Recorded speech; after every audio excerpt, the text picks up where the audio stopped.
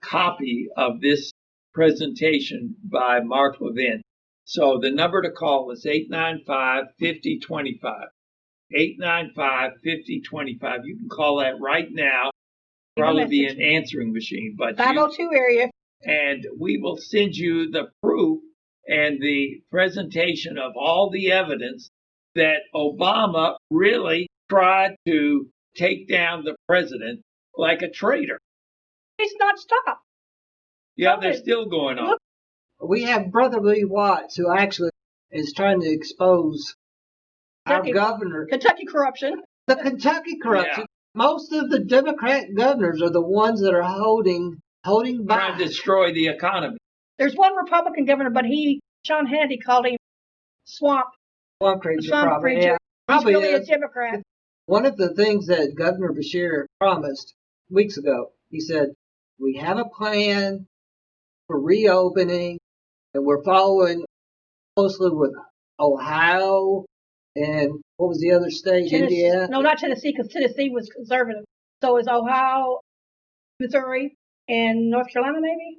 But there's a problem here. And the problem is Ohio is ahead of us. First of all, they're ready to open. They have a lot of plants that would like to open, and they supply our car manufacturers.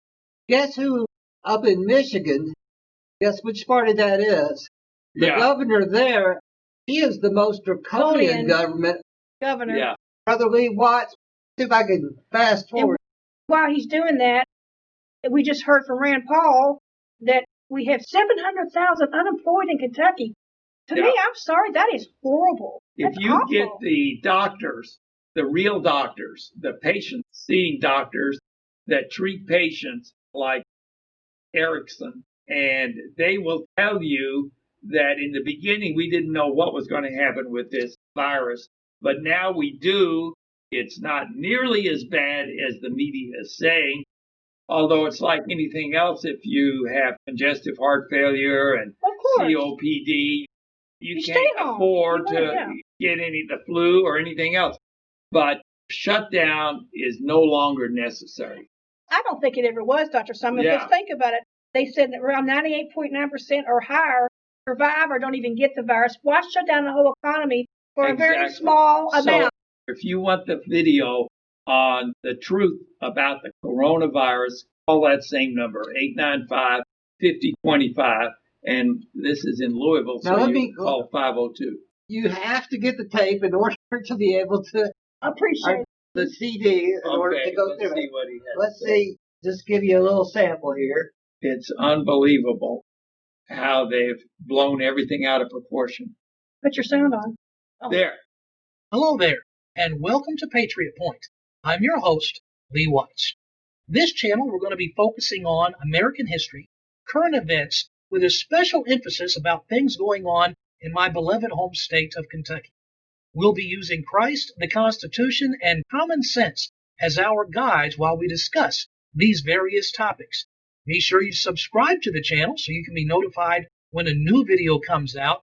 And if it's not a video that's posted here on the channel, then it's not associated with Patriot Point.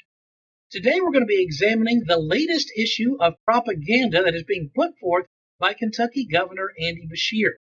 A few weeks ago, I did a Facebook Live event giving multiple examples of how he has been using propaganda during his near-daily press conferences.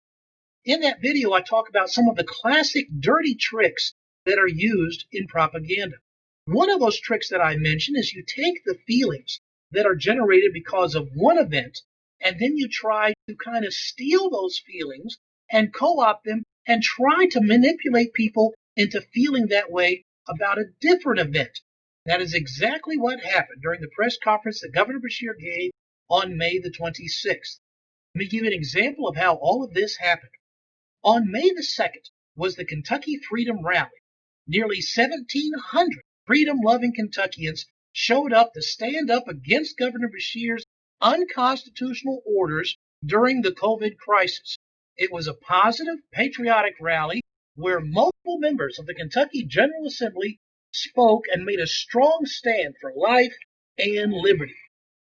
3 weeks later, on May the 24th, a separate group holds a protest When the other event is nearly done and the majority of the attendees had already left, a small group goes over to the governor's mansion, puts a notice on the door, and hangs up an effigy of the governor.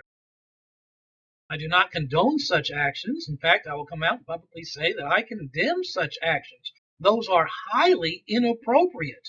So what does the governor do on the very next press conference that he holds?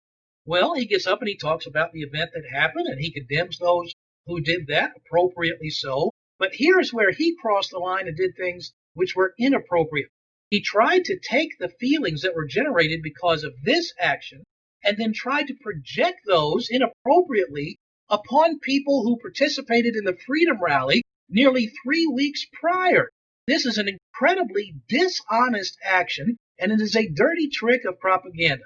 I was at that rally, and it was tremendous. I think it's 1,700 people was the final count. Wow, that's almost 2,000. They were all opposed to trying to destroy the economy. Everybody wanted to get back to work. Erickson tells us all about this rally, how the shutdown is not necessary, at least not today. That video of Dr. Erickson explaining the coronavirus is yours for free. All of these videos are free, and the number is 502-895-5025. And just call and leave your name and address, and we'll get it right out to you. It's totally free. Then we'll have Brother Lee Watts' commentary on what Bashir is trying to do and why he's trying to do it. And he's calling it propaganda. We'll have that for you too. So call that number, 895-5025. It's important too that if you are a business owner, open your businesses. There's nothing to be afraid of. I got an email from, I won't name the business, a patron to them, or I go to their place and saying, we're not for sure how we're going to open inside. You can still come to the drive-thru because we want to see how everything goes. So I sent a message back to the owner, and I said, open your business. Allow your people to work. Enough fraud is enough fraud. Not even that. The governor has no right, or the mayor has no right to tell you. Absolutely not. And if they do something, then take it to the Supreme Court. The judges are coming out on the side of the people. If you were some people that say we should obey government, well, it says in Acts 5, when they were telling Peter and his apostles not to preach about Jesus, and they said, you cannot talk about Jesus. We don't want you to. They're saying we can't go to church. They're even saying you can't sing now in church because it spits out. They don't want you driving the parking lot. Yeah. If you're going to go to church, you can't sing in church. They're telling us how to assemble before God. And here's what Peter said. But Peter and the apostles answered, we must obey God rather than men. The God of our fathers raised up Jesus, whom you put to death by hanging him on the cross. We don't have to obey government when government is by godless men. And unconstitutional orders from the government. We as people have been derelict in our duties. We have put in power people who are not God-fearing, who are godless, and that's why we are in the mess we're in. And against America, against the people. We don't have to obey them. We obey God first. The laws are to keep the people. The laws are made for God-fearing men to be the leaders. And then those God-fearing men make laws to precepts of God. When you don't have God-fearing men, you have laws like abortion. Now we have homosexual marriage. Now we have governors telling us we can't go to worship. But you can go kill a baby. And we can kill babies and go get liquor. But you can't drive in a parking lot of a church. If you do, you're breaking their wishes. Their dictate. Obey God, people. If you're a Christian, obey God. We do not have to obey man when they're godless. One of the problems with public in general is that they're scared. That was the whole plan from the beginning. Idea. That's why we have this program today. Yeah, don't be scared, people. You live in the land of the free. Be free. He goes point by point. He served as a public relations officer. Who? Brother Lee. Okay. He was in the military. So he knows. Part of what he actually knows well is how to spot propaganda. How it works. That's what he goes through, and he examines each example of what Governor Bashir. Let me just say this once more. Brother John, we have this message from Brother Lee, record it on a DVD, and we'll send it to you, the whole message, plus the whole message on Mark Levin, and we'll send it to you for free. Just call the number, 895-5025. It's area code 502-895-5025. You can call it right now. There'll be an answering machine, but you can leave your name, address, and phone number, and we'll get that right out. Well, I wanted to show this video. It's really important. It was in New York City. I'm trying to get on here, and I can't get off of this for some reason, but I'll just sum it up. It's really scary. Not to me, because we live in faith by faith, but it would be scary. They want to scare people. They had those big megaphones. If you are in the park, you must disperse. So all these people were walking. These are New Yorkers. They were defying Cuomo's and de Blasio's orders. They were walking their dogs and everything. And so they actually arrested a news reporter for filming it. What am I doing? He said, well, you're in the park. And so, but they were using their big old megaphones saying, if you are in the park, please disperse or you will be arrested. And this is in New York, our own America. China. You think you're living in communist China right now. The Constitution says that we have the right to peaceably assemble. That's the Constitution, which is the top law of the land. These edicts put out by the governor are unconstitutional because they're contrary to the Constitution. There's no way he can say you cannot go to church. Levin was talking about this, or Ingram was last night, that we have 9 justices now, and all 9 of them are watching how far the governors are going. All 9, I really believe, all 9 of them agreed on something just recently. So that is very unusual. So the Lord has given them wisdom to see this is not America. It's a tremendous time to be alive. Judges have already ruled against these governors and saying, hey, you're doing things that are unconstitutional. You have to quit. Things are getting better, and we can go out. These doctors, which we'll also have on the video, they say it's better for your health to get out in the sunlight and fresh air than it is to cramp yourself up inside for the rest of your life. Here, I found it. See, that's crazy, isn't it? Yeah. It's called the Constitution. And you are ordered to disperse. Ordered to disperse. Can you imagine? This is in America. This is in America. Thank you very much for tuning in. Don't forget to get your free DVD that explains everything in a permanent record. Show it to all your friends. The number is 895-5025. And the area code is 502-895-5025. Call right away. God bless you. Everybody, today we have a wonderful guest. We feel honored to have Larry Elder. Stage of South Central. Yes, sir. And we're so excited to have you today. It's the rest of the news. Dr. Simon is currently tending to a patient, so he will be hopefully on here pretty soon. But we want to thank you, Larry, for coming in. We're just so excited that you're here. I just feel honored that you're here. And I just want to tell you this, too. I just thank you for standing in the gap for all Americans and for everything you do. You're a brave warrior out there. Well, I appreciate it. I don't see myself that way, but others have said that. No one's shooting at me. I'm not charging, the storming the beaches of Normandy. I'm not like MLK, who was out in the streets. I could have gotten assassinated. I'm sitting in an air-conditioned studio. All I'm doing is telling the truth. But I appreciate it. All right. All right. Well, We appreciate you, brother. This is going to be about a 10-minute interview, and I want you to feel free to promote your books where our listeners can get them as far as going to a website is concerned or anything like that. I want to start off in talking about your latest project, Uncle Tom. Is it a movie, brother? Could you talk to me a little bit about that? It's a documentary. It's about an hour and a half, and the idea came to me because a young man, director named Justin Malone, came to me a couple years ago and wanted to interview me about some movie he was doing about why black conservatives get so much heat. And so I sat down with him for 15, 20 minutes, and I forgot about it. And then maybe a few months later, he came back and he wanted to show me the footage. And he showed it to me. Loved the way he shot it. It was just black and white. It was stylish. I loved the way the angles were. I thought the questions were really good. And it was just maybe 5 minutes of 3 different interviews is all he had. And I said, well, do you have the money to finish the project? He goes, oh, no, I just put a little bit of money in. I don't have the money.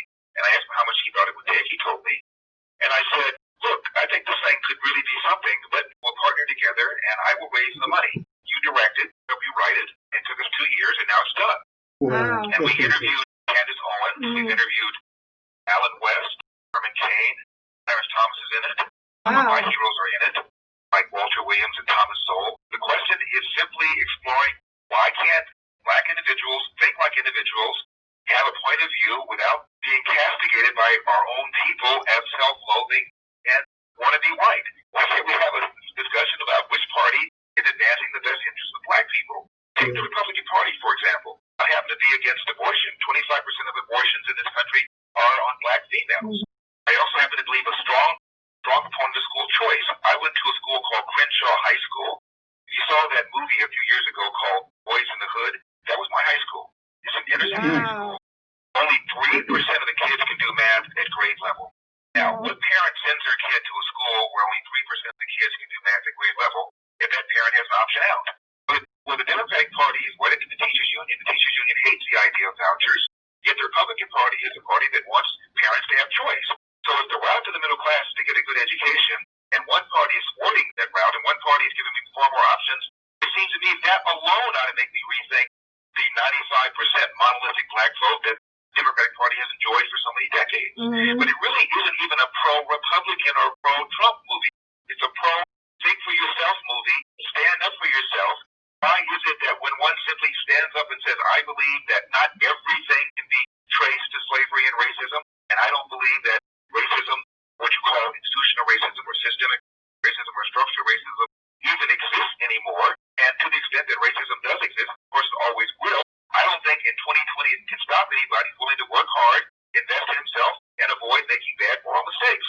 So if you feel that way, you're an Uncle Tom, you're a self-loather, you're a sellout, you're a Sambo, what is that? Why can't we have intelligent discussion within the black community, within America, without the other side being castigated like that? Well, it's interesting you said about how some within the black community, liberals, the radicals, if you're a black conservative, you're really just demonized and called an Uncle Tom. And I remember one time, I just want your feedback on this. One time a guy called me that, Uncle Tom, and I became livid. And I said to him, don't you ever call me that again because I don't deserve to be complimented that way. And so he came back wondering, what's wrong with this guy? And I said, haven't you read the book? And that's what it calls. There you go. Most people have never read the book. Otherwise, they would not use the term Uncle Tom because Uncle Tom was a hero. We also explored that in the book.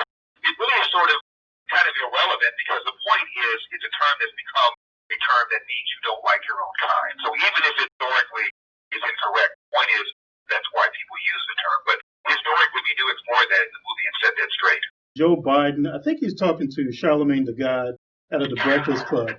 What's your reaction to Biden's comment?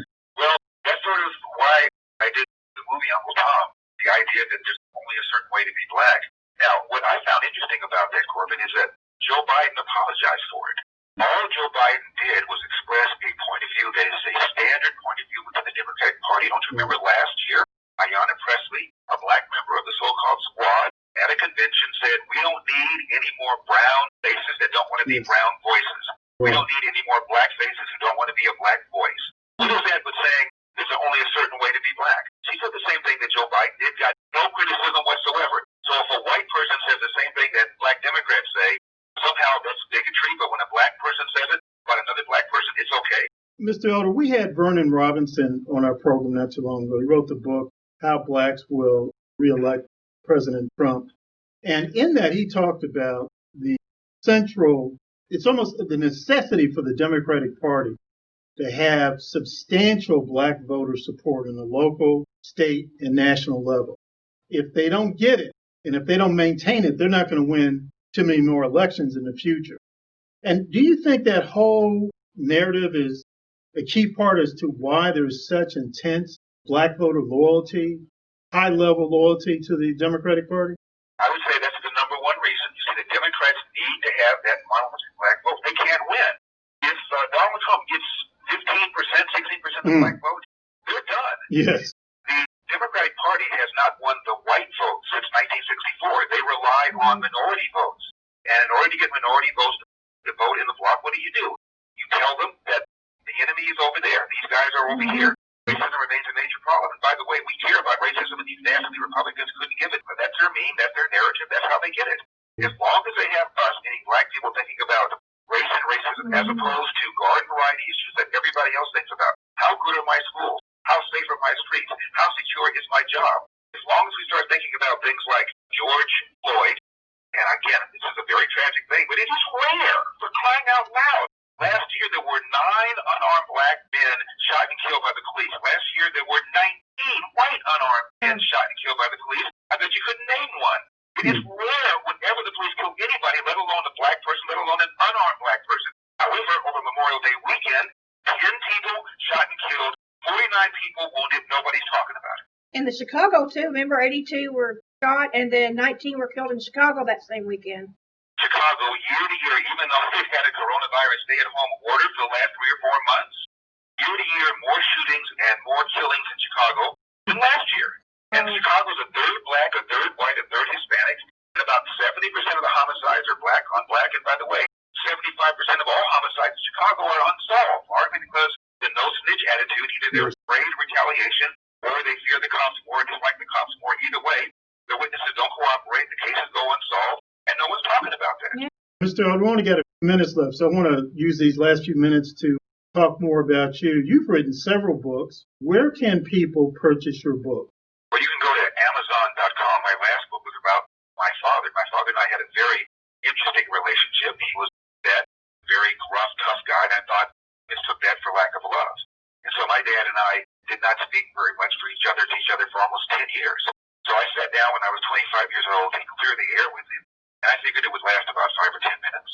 We sat and talked for 8 hours.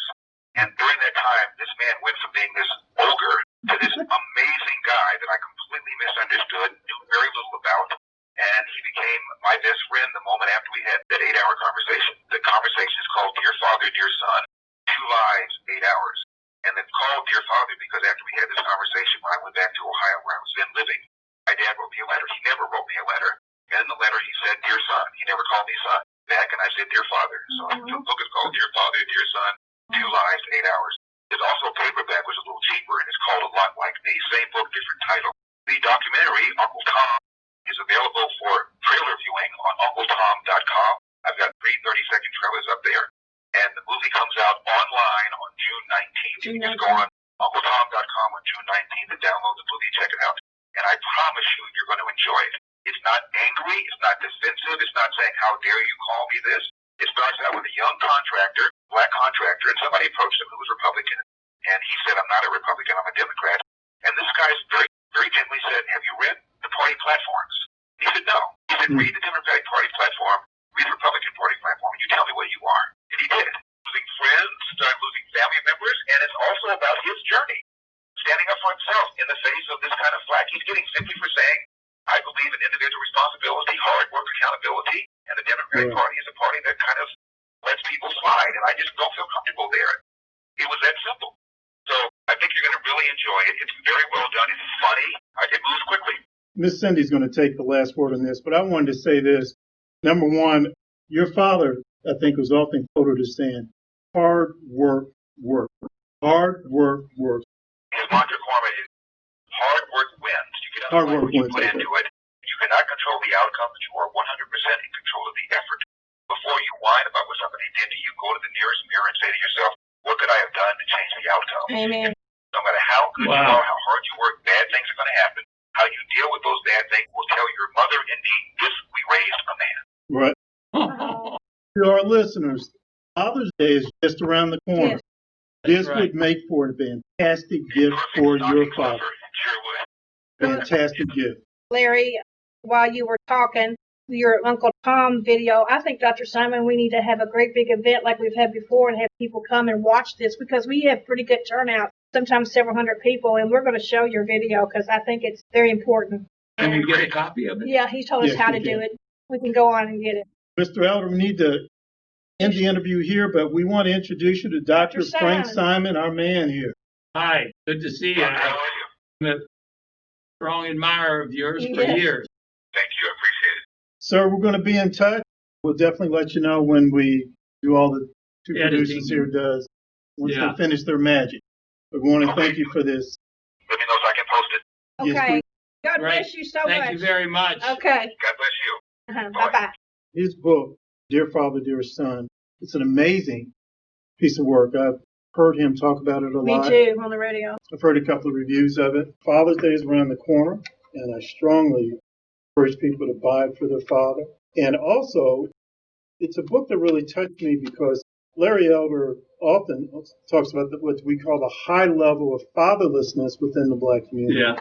His personal story, but still in talking about his father, it does touch upon a critical issue within the national black community, and that's the whole issue of fathers in the community.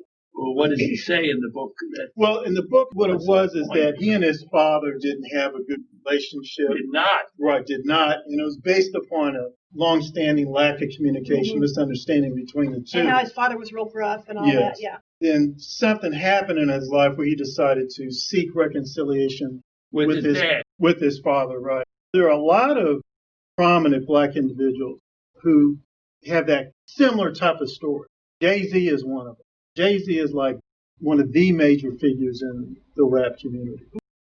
And he and his father were very close. They were tight. One day his father just left. He's gone. And the reason why he's gone, he left because his brother got shot. His brother was murdered. Oh my goodness. And he was so distraught, bitter, and angry about it, he just sort of left his family and went out and tried to find this person, and then ended up just being totally estranged from his family. Jay-Z went on to become Jay-Z, but it's interesting, though, even when he was at the height of his career, really about to turn it around, he still had that hole in his heart for his father. And it took his mother to say, don't hold this against your father. He wants to talk to you again. Go talk. But there are a lot of stories like that within the black community. There are a lot of stories like that. It's just that kind of a widespread crisis out there. It's not addressed. It's not addressed. And it's something that should be addressed. Even Obama talked about it. He had special fatherhood conferences. When he'd go to black colleges and universities, he'd bring that subject up very often. He did or didn't? He did. Even Obama, Mr. Super Liberal, brought it up and said how important it was. Instead, you got this big left-wing narrative. Police are hunting black men down and all this other kind of stuff. No, dude, more important, we have to deal with this whole issue about fatherhood, lack of fatherhood within the black community. The guy that put his knee on that George Floyd. Floyd, that was the wrong thing to do. But burning the buildings and everything is not going to help that. It doesn't address it at all. And then secondly, what are we talking about? The left keeps bringing up this whole issue of systemic racism, as if somehow or another it's the policy of the police department. When you subdue a black victim, you got to put him down and strangle him. Obviously, that was not local department policy because the guy has lost his job and I think he's up for murder charges. Second degree. This is not systemic racism. One person is misconduct. We don't want to address the issue of black on black violence.